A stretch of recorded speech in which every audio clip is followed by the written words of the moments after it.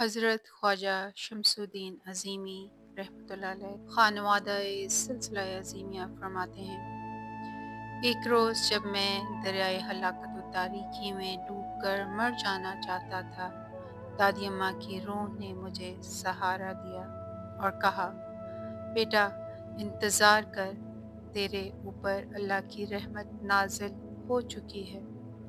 انسانی شماریات سے بہت زیادہ ایک عظیم بندہ تیرے اوپر اپنی شفقتیں محیط کر دے گا۔ بیٹا تو میرا سورج ہے، تیری روشنی پھیلے گی۔ دادی اماں کے الفاظ پھول کے خانے میں جا پڑے کہ بیٹا تو میرا سورج ہے، لیکن دادی اماں کی یہ الفاظ عظیم بندہ ملے گا خون کے ساتھ میرے اندر مسلسل گردش کرتے رہے۔ سجدے میں گر کر اللہ کے حضور دعا کی، اے اللہ عظیم بندہ ملا دے، اے اللہ عظیم بندہ ملا دے، اے اللہ عظیم بندہ ملا دے۔ اور اللہ کا فرستادہ عظیم بندہ مجھے مل گیا، جن کا نامی اس میں گرامی محمد عظیم برخیہ المعروف حضور قلندر بابا اولیاء رحمۃ اللہ علیہ ہے۔ حضور قلندر بابا اولیاء رحمۃ اللہ علیہ نے مجھ سے فرمایا، زندگی گزارنے کے دو طریقے ہیں۔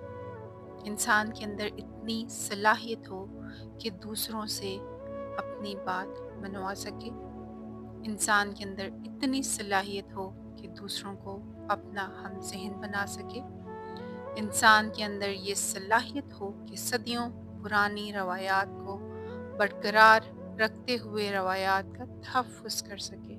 اس زندگی کو دنیا والے خود مختار زندگی کہتے ہیں، یعنی جو آپ چاہتے ہیں وہ دوسروں سے منوا لیں۔ دوسرا طریقہ یہ ہے کہ آپ اپنی نفی کر دیں، یعنی خود مختار زندگی کو داغِ مفارقت دے سکیں۔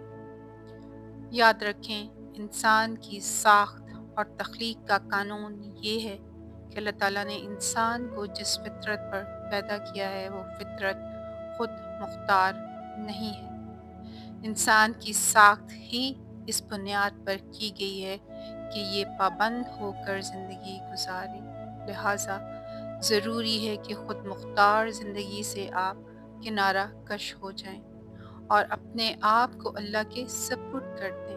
آپ کے اندر یہ صلاحیت نہیں ہے کہ کسی کو اپنا بنا لیں، آپ کے اندر یہ صلاحیت بدرجہ اتم موجود ہے کہ آپ اللہ کے بن جائیں۔ میری سمجھ میں کچھ نہیں آیا، بہت غور و فکر کے بعد میں نے پروردگار سے دعا کی کہ اے میرے رب، مجھے خود مختار زندگی سے نجات دے اور پابند زندگی عطا فرما۔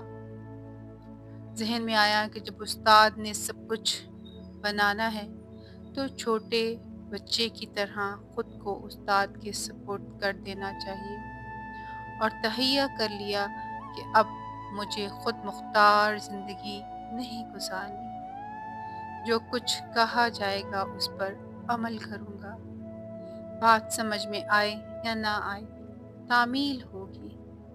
ایک روز قلندر بابا رحمۃ اللہ علیہ نے کسی سے فرمایا، اگر خواجہ صاحب کی تربیت نہ کرنی ہوتی تو میں کبھی خود کو ظاہر نہ کرتا۔